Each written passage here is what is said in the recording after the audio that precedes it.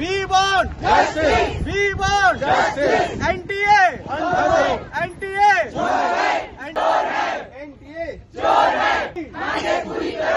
NEET जैसे जो पूरे देश का सबसे प्रमुख एक एग्ज़ाम है, उसमें हो रही धांधलियों को लेकर है, तो लोगों में काफ़ी असंतोष है। और मैं आपके माध्यम से भी मैंने राज्यपाल को ये ज्ञापन लिखा है, तो इसको इस तरीके से नहीं हम छोड़ेंगे, इसकी पूरी लड़ाई लड़ेंगे, मैदान में भी लड़ेंगे और लगेगा तो हम न्यायालय के भी दरवाजे इसके लिए खटखटाएंगे। मेरा सभी से आग्रह है, अपना मानसिक संतुलन बना के रखो, हिम्मत रखिए और ऊपर वाला है, सब कुछ अच्छा होगा और हम लोग सब मिलकर लड़ेंगे। लोकसभा चुनाव समाप्त हो चुके हैं और इसके बाद प्रधानमंत्री ने शपथ ग्रहण भी कर लिया तमाम मंत्रिमंडल के साथ में। हमारे साथ भिलाई नगर विधायक देवेंद्र यादव मौजूद हैं, जो लोकसभा के लिए बिलासपुर प्रत्याशी भी बनाए गए थे, वो भी चुनाव निपटाकर भिलाई वापस लौट चुके हैं।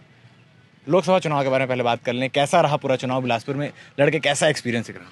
देखिए, ऐसा है कि मेरे लिए बहुत बड़ी बात है, कांग्रेस पार्टी ने जिस तरीके से बहुत कम उम्र में बहुत सारे मौके दिए और लोकसभा का चुनाव भी उसी का एक रूप था, और हम लोगों ने पूरी ईमानदारी से, लगन से वहाँ पर जो अपना बेस्ट दे सकते थे उसके लिए हमने प्रयास किया। और जनता का जो जनादेश है वो स्वीकार है। निरंतरता से काम करना आवश्यक है और लोगों के हित की बातें करना आवश्यक है। हम लोगों का, चूँकि हम राजनीतिक जीवन के लोग हैं, तो हमारी मुख्य रूप से हमारी प्राथमिकता ये रहती कि युवाओं का बात हो या जनता का कोई भी विषय हो, उस पे लोकतंत्र के आधार पर स्पष्टता आनी चाहिए।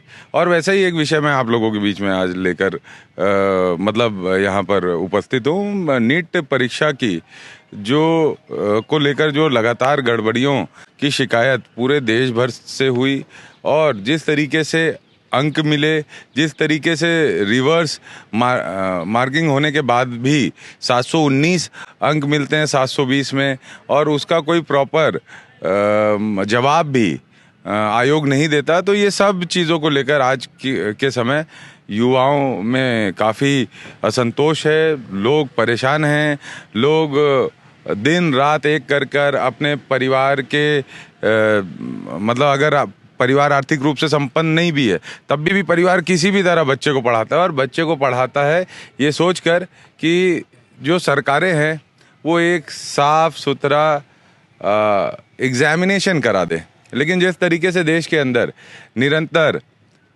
पेपर लीक को लेकर हो या नीट जैसे जो पूरे देश का सबसे प्रमुख एक एग्ज़ाम है, उसमें हो रही धांधलियों को लेकर है, तो लोगों में काफ़ी असंतोष है। और मैं आपके माध्यम से भी मैंने राज्यपाल को ये ज्ञापन लिखा है, और आपके माध्यम से भी मैं सरकार से उम्मीद करता हूँ, नई सरकार तो बन गई, लेकिन सरकार का जो दायित्व है, सरकार का जो धर्म है, वो निष्पक्षता का है। और इस प्रकरण में जिस तरीके से बहुत जल्दी आयोग आकर ये कहने लग गया कि कोई गड़बड़ी नहीं है, कोई दिक्कत नहीं है, बिना इसके डेप्थ पे जाए हुए, तो मुझे लगता है कि इस पर जांच होनी चाहिए और जो दोषी हैं उन पे कार्रवाई भी होनी चाहिए और युवाओं को न्याय मिलना चाहिए। आप भिलाई नगर विधायक है और भिलाई को एजुकेशन हब कहा जाता है, और यहाँ पर तमाम जगह से लोग आते हैं पढ़ाई करने, चाहे वो नीट की तैयारी हो, चाहे जेईई मेंस की तैयारी हो, इस प्रकार की तैयारियों के लिए। और ऐसी धांधली सामने आती है जिसको लेके पेरेंट्स भी आक्रोशित हैं, स्टूडेंट्स भी आक्रोशित हैं और टीचर्स भी आक्रोशित हैं।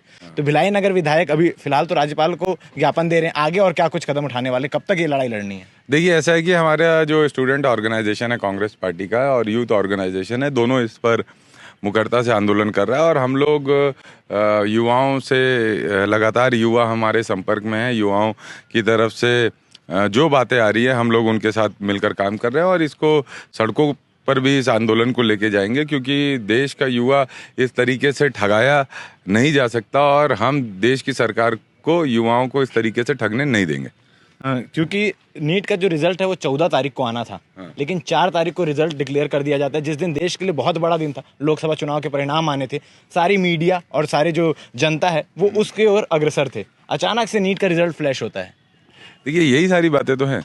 मैंने इस पॉइंट को अपने ज्ञापन में भी लिखा हुआ है कि 4 तारीख की हड़बड़ी क्या थी, छुपाना क्या चाहते थे। एक ही सेंटर से टॉपर्स निकल रहे हैं। आप देखेंगे एक ही मार्च लगभग 100 लोगों को प्रतिभागियों को मिला, और इसके बाद रिवर्स मार्किंग में भी जो सवाल पैदा होते हैं उसके भी कोई इस पर जवाब 720 के बाद 716 आने थे या 715 आने थे, मगर आ रहे हैं 719, 718। यही बात है कि रिवर्स मार्किंग का भी आप सामने एग्जाम्पल दिख रहा है कि 719 मार्क्स नहीं आ सकते 720 में। तब भी इसमें जो आयोग है और जिम्मेदार लोग हैं वो इस पे कह रहे हैं कि कोई गड़बड़ी नहीं हुई है, कोई जांच का विषय नहीं है, कोई दिक्कत नहीं है। तो इसको इस तरीके से नहीं हम छोड़ेंगे, इसकी पूरी लड़ाई लड़ेंगे, मैदान में भी लड़ेंगे और लगेगा तो हम न्यायालय के भी दरवाजे इसके लिए खटखटाएंगे। नीट एग्जाम को लेकर जो आप किसी भी मुद्दे को लेकर अगर किसी के पास जाते हैं, कोई टॉपिक डिस्कस करते हैं तो हल भी पूछा जाता है। अगर देवेंद्र यादव से पूछा जाए कि इसका क्या हल है या क्या सोल्यूशन निकाला जाए तो क्या कहेंगे? क्योंकि जितने भी एजुकेशन फील्ड के लोग हैं वो साफ तौर पर कह रहे हैं कि एग्जाम कैंसिल होना चाहिए और फिर से एग्जाम होना चाहिए। देखिए, ऐसा है कि जनभावना का सम्मान होना चाहिए। इस पे देश भर में जो प्रतिभागी हैं उनकी भावना जिस स्वरूप में उस स्वरूप में आगे बढ़ना चाहिए। और हम साथ ही साथ ये भी कहेंगे कि जो परीक्षाओं में लेकर लगातार युवाओं में आक्रोश है उसको लेकर भी एक सरकार को एक सजग पहल करनी चाहिए। क्योंकि हम लोगों ने हमने हमारे मैनिफेस्टो में ये लिखा था कि हमारी सरकार बनेगी तो हम तुरंत एक आयोग का गठन करेंगे जिसके माध्यम से परीक्षाओं में पेपर लीक ना हो और गड़बड़ियां ना हो उसको सुनिश्चित किया जाएगा। और अगर कोई शिकायत आती है तो उसका त्वरित समाधान भी किया जाएगा। ये नहीं किया जाएगा लिंगर ऑन करके बच्चों का भविष्य खराब किया जाए। एक आखिरी सवाल लेना चाहूंगा कि जो बच्चे एस्पिरेंट है जो तैयारियां करते हैं, देखा जाता है कि नीट के एग्जाम के लिए 3 साल 4 साल ड्रॉप लेके बच्चे तैयारी करते हैं और उसके बाद जब ऐसी धांधली सामने आती है, क्योंकि अगर अपनी पढ़ाई में कमी हो तो बच्चा फिर भी एक्सेप्ट कर लेता है, लेकिन धांधलियों के कारण अगर वो पीछे छूट जाते हैं और डिमोटिवेट होकर डिप्रेशन का शिकार हो जाते हैं, उनके लिए आप क्या कहना चाहेंगे? मेरा सभी युवा साथियों से अनुरोध है, आप लोगों ने अपनी परिश्रम किया है, मेहनत की है और सरकार का काम है कि न्याय हो और समानता से सबको अधिकार उनके मिले। और जिस तरीके से धांधलियां हुई हैं उस और की बातें आ रही है और जिस तरीके से आरोप लग रहे हैं, निश्चित रूप से एक विपक्ष के नाते हम आपकी आवाज़ बनेंगे, हम आपकी आवाज़ उठाएंगे। मेरा सभी से आग्रह है, अपना मानसिक संतुलन बना के रखो, हिम्मत रखिए और ऊपर वाला है, सब कुछ अच्छा होगा और हम लोग सब मिलकर लड़ेंगे। तो ये हमारे साथ मौजूद थे भिलाई नगर विधायक देवेंद्र यादव, जिन्होंने साफ तौर पर नीट को लेकर एक मुहिम छोड़ दी है और साफ तौर पर कहा गया है कि लोकसभा चुनाव खत्म होने से पहले एक नया मुद्दा देश में निकल कर आ गया है, नीट एग्जाम। इस एग्जाम के बारे में आप क्या कहना चाहेंगे? एनटीए के बारे में आप क्या कहना चाहेंगे? किस प्रकार से ये सारी चीज़ें हो रही है और जो जवाब एनटीए की ओर से दिया जा रहा है वो लोगों को एक्सेप्टेबल नहीं है, लोग इससे संतुष्ट नहीं हो पा रहे हैं। इसके बारे में आप क्या कहना चाहेंगे? कमेंट सेक्शन में कमेंट करके बता सकते हैं। धन्यवाद।